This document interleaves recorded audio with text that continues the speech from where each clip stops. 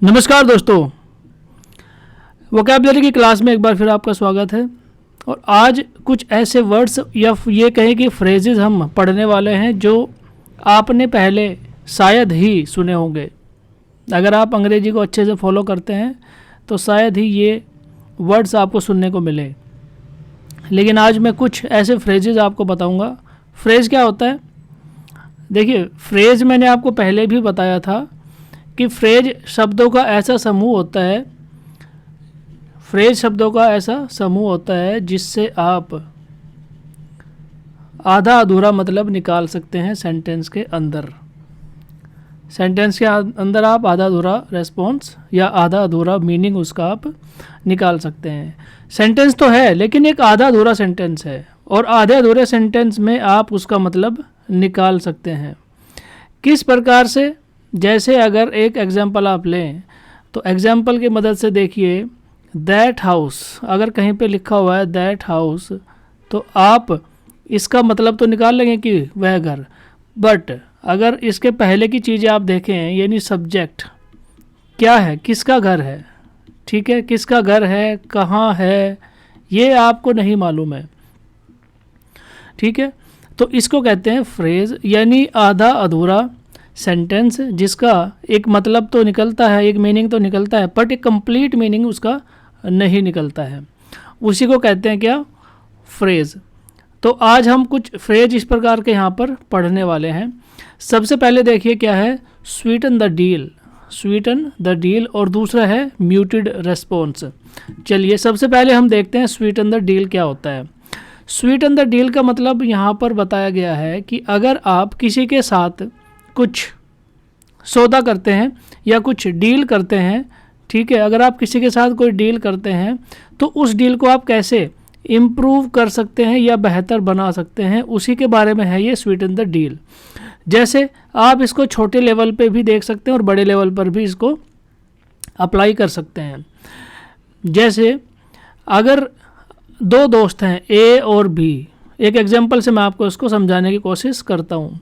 यहाँ पर दो दोस्त हैं, एक ए और दूसरा दोस्त है बी। तो ए जो दोस्त है वो कहता है कि यार तू मेरा मैथ्स, ठीक है, मैथ्स का होमवर्क कर दे, और बी कहता है कि ठीक है मैं तेरा मैथ्स का होमवर्क तो कर दूंगा, मेरे पास जो टाइम है वो थोड़ा सा कम है। लेकिन जो ए है वो फिर कोशिश करता है और कहता है कि ठीक है तेरे पास टाइम कम है, लेकिन मैं तुझे कोई गिफ्ट ऑफ़र करता हूँ, ठीक है, गिफ्ट कोई पेन देता हूँ। मान लो कि मैं तुझे पार्कर का पेन दूंगा, लेकिन तू मेरा क्या कर देना, मैथ्स का होमवर्क कंप्लीट कर देना। ए ने इसको क्या किया, एक ऑफ़र दिया गिफ्ट देने का।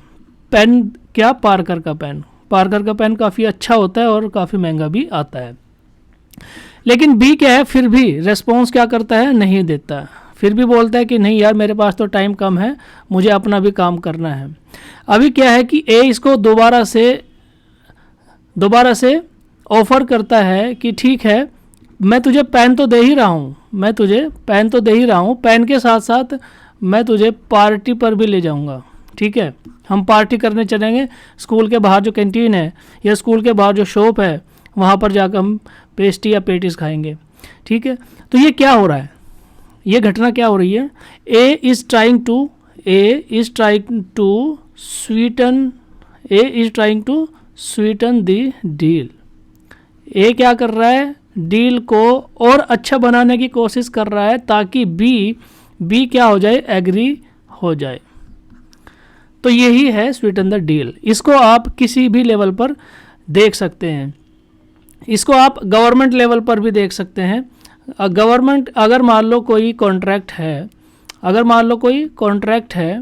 ठीक है, गवर्नमेंट का कोई कॉन्ट्रैक्ट है और ए कोई कॉन्ट्रैक्टर है जो गवर्नमेंट से उस कॉन्ट्रैक्ट को लेने की कोशिश करता है, ठीक है। लेकिन आउट ऑफ द बुक अगर मैं आपको एक बात बताऊं तो मतलब रूल्स के हिसाब से तो क्या होगा, गवर्नमेंट एक टेंडर फ्लोट करेगी और इस टेंडर में जो भी लोवेस्ट बिडर होगा, यानी जो सबसे कम दाम में इस काम को करने के लिए रेडी होगा, उसको ये टेंडर दे दिया जाएगा, ठीक है। लेकिन आउट ऑफ द कॉन्टेक्स्ट क्या रहेगा, जो ए है वो ट्राई करेगा गवर्नमेंट के ऑफिसल्स को गवर्नमेंट के ऑफिसर्स को कन्विंस करने के लिए कि ये जो टेंडर है ये उन्हीं को मिले, ए को ही मिले, ठीक है। बी दूसरा कॉन्ट्रैक्टर है, ये भी कोशिश करेगा ऑफिशियल्स को कन्विंस करने के लिए कि इसको टेंडर मिले। तो ये जो दोनों हैं ये क्या करने की कोशिश कर रहे हैं, देखिए आप इसको अगर रॉ लैंग्वेज में बोलेंगे तो आप इसको कहेंगे कि ये तो घूस देने की कोशिश कर रहे हैं। They are trying to bribe the government official. But हम तो अपना अंग्रेजी में जो फ्रेज़ हमारे सामने आया है उसके कॉन्टेक्स्ट में इसको देख रहे हैं।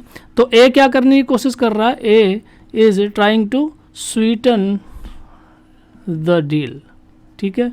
यानी वो उसको इतना लालच देने की कोशिश कर रहा है गवर्नमेंट ऑफिशियल को ताकि ये जो डील है, ये जो कॉन्ट्रैक्ट है वो ए को मिल जाए। तो यही था आज का हमारा पहला phrase, Sutton the deal. I hope आप इसको समझ गए होंगे। नेक्स्ट आगे चलते हैं। नेक्स्ट है हमारा म्यूटेड रेस्पॉन्स। म्यूटेड रेस्पॉन्स देखिए क्या होता है, जब आपका रिजल्ट आता है, ठीक है, जब आपका रिजल्ट आता है, जब इंडिया मैच जीत जाती है या फिर आपका कोई मनपसंद, जब आप जैसे कोई छोटा बच्चा होता है और उसका कोई मनपसंद गिफ्ट उसको मिल जाता है, ठीक है, उसका कोई मनपसंद गिफ्ट उसको मिल जाता है, तो इन तीनों घटनाओं में क्या होगा, इन तीनों घटनाओं में साउंडेड रेस्पॉन्स का मतलब क्या हुआ, opposite to the muted response. यानी आप बहुत ज़्यादा एक्साइटमेंट फील करेंगे, आप बहुत ज़्यादा एंथुजियास्टिक फील करेंगे, ठीक है, बहुत आपके अंदर के जो इमोशंस हैं वो बहुत तेज़ी से निकल कर बाहर आएंगे। लेकिन आप अगर इसका ठीक उल्टा कर दें कि आपका रिज़ल्ट आया, आपने टॉप किया, आपका रिज़ल्ट आया, आपने टॉप किया, लेकिन उसके बावजूद लोग आ रहे हैं और आपको कॉन्ग्रेचुलेशंस करने की कोशिश कर रहे हैं and you are responding like, हाँ ठीक है, मुझे पता था ये तो होने ही वाला है, आई न्यू इट कि मेरा ये रिज़ल्ट आएगा। आप ये सब क्या कर रहे हैं, यू आर रिस्पॉन्डिंग म्यूटेडली, ठीक है। आपका ये जो रिस्पॉन्स है ये क्या है, म्यूटेड रिस्पॉन्स है, म्यूटेड रिस्पॉन्स, यानी बहुत ही ढीला ढाला कह लीजिए या फिर बहुत ही शांत, बहुत ही साइलेंट टाइप का आपका जो है रिस्पॉन्स है, यानी जिसमें बहुत ज़्यादा एनर्जी नहीं है, ठीक है।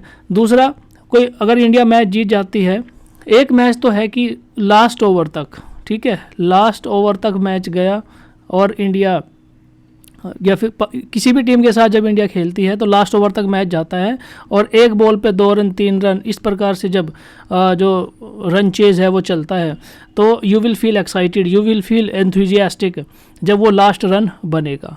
लेकिन आप सोचिए कि इंडिया को रन बनाने हैं मान लो 25, ठीक है, ओवर है इंडिया के पास 10, तो आपका जो एक्साइटमेंट है वो क्या हो जाएगा, आपका जो रेस्पॉन्स है वो क्या हो जाएगा, म्यूटेड हो जाएगा। मतलब you will feel less excited, you will feel less enthusiastic, आपका जो रेस्पॉन्स है वो म्यूटेड रेस्पॉन्स कहा जाएगा। इसी को कहते हैं क्या, म्यूटेड रेस्पॉन्स। आज का हमारा जो वर्ड ऑफ द डे है वो है एंटोराज। एंटोराज का क्या मतलब होता है, देखिए जब कोई वीआईपी ट्रैवल करता है, हम इसको वीआईपी के कॉन्टेक्स्ट में बता रहे हैं, जब कोई वीआईपी ट्रैवल करता है तो ट्रैवल करने के टाइम में वीआईपी के साथ में उसका पीए जाएगा, डॉक्टर जाएगा, ठीक है, सिक्योरिटी जाएगी, ठीक है, उसका और भी स्टाफ जाएगा, जितना भी स्टाफ यानी उसके जो कलीग्स हैं वीआईपी के वो जाएंगे, हो सकता है कोई मिनिस्टर्स वगैरह हों।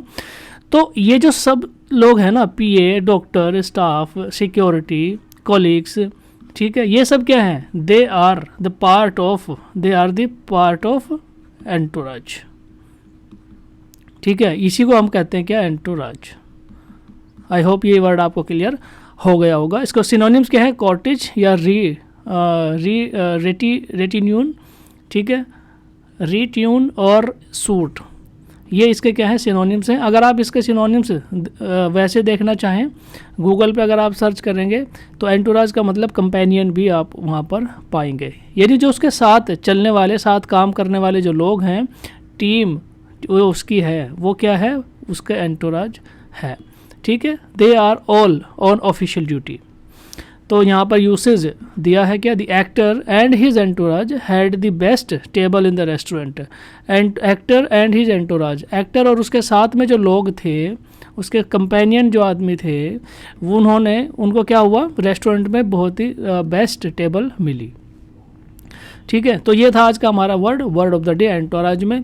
और 2 फ्रेजेस मैंने आपको बताए। सबसे पहले था स्वीटन द डील, उसके बाद था म्यूटेड रेस्पॉन्स, और उसके बाद हमने आज पढ़ा वर्ड ऑफ द डे। तो आज के इस लेक्चर में इतना ही है। Thank you very much. Thank you.